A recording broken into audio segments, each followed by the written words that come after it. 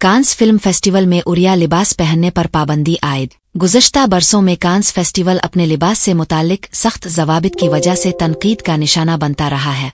Cannes film festival ने रवा साल अपनी रीड कारपेट पॉलिसी में वाज़े तब्दीलियां करते हुए मुकम्मल बरहनगी और गैर मामूली हद तक पराराइश बड़े साइज के मलबूसात पर पाबंदी लगा दी है।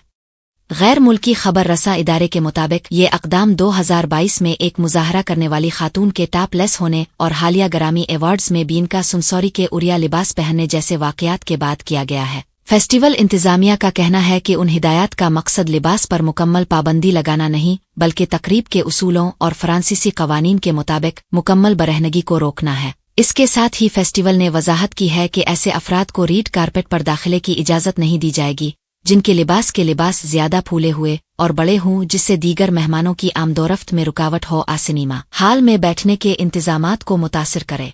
याद रहे कि गुज़श्ता बरसों में कांस फेस्टिवल अपने लिबास से मुताल्लिक सख्त ज़वाबित की वजह से तनकीद का निशाना बनता रहा है, ख़ास तौर पर ख़वातीन के लिए हाई हील्स की लाजमी शर्त पर हालिया बरसों में कम हील वाले सैंडल्स पहने की इजाज़त मिली है मगर स्नीकर्स ताहाल ममनू है।